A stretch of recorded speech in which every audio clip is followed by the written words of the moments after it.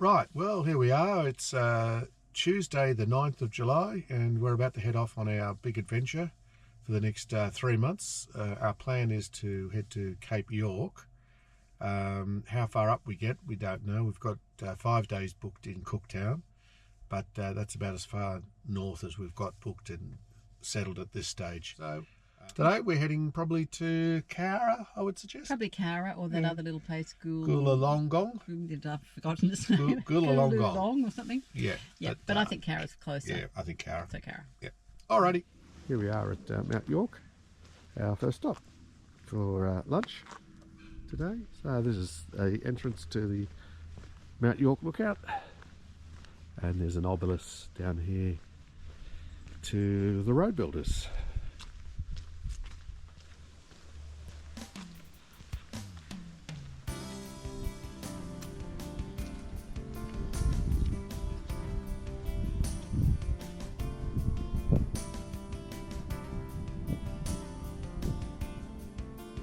It's a lovely view down here.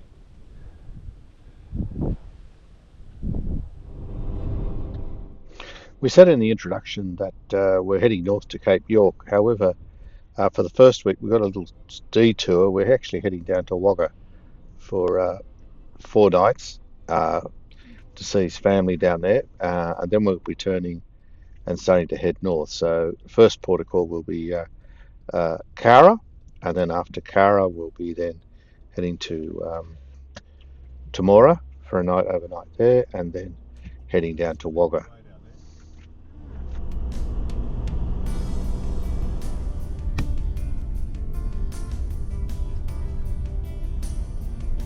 Oh, look at this. We've got some cattle on the road.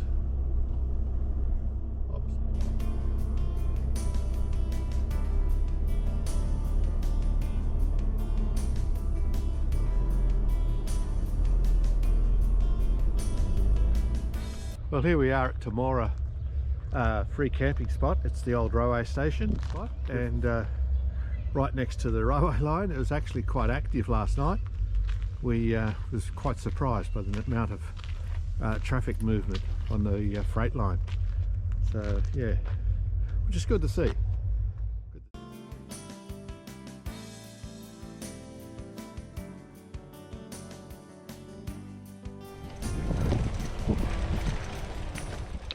Whilst in Wagga, I undertook a Murrumbidgee river ride. It's part of a 48k loop that goes right around Wagga, out the outskirts through Kapooka, and then south right around the back of Wagga and South Wagga, back around Lake Albert, and then heading back towards the city centre itself.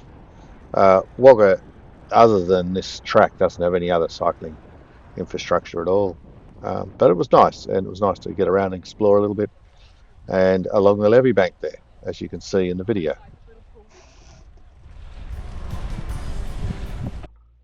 When where we stayed in Wagga was at the Wilkes free camp spot, which is just on the north side of the river, out of the main street of Fitzmaurice Street, and it was okay. It was reasonably all right. It was fairly crowded. The ground was muddy because they've had so much rain, but we had a good dry spot, and you'll see it coming up here on the left-hand side, just as we cross the bridge across the Murrumbidgee. You'll see there that on the left-hand side there's a camping area, a free camping spot. So yeah, that proved to be pretty good for us. So we can genuinely say that we're now heading north. We've left Wagga and we're heading up towards Dubbo. We've been through Temora, West Wyalong, and now we're just gone through Forbes where we refuelled. So Merrin, where are we going tonight? Terra McGarry Rest Reserve or something, just 10 k's north of Dubbo. Right, so, and it's on the Macquarie River, I guess. It's on a river.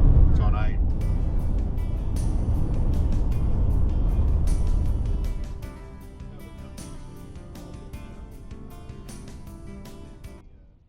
The day after we left Wagga, the weather had markedly improved, as you can see from the video there, having a nice blue sky, and the temperature started to increase.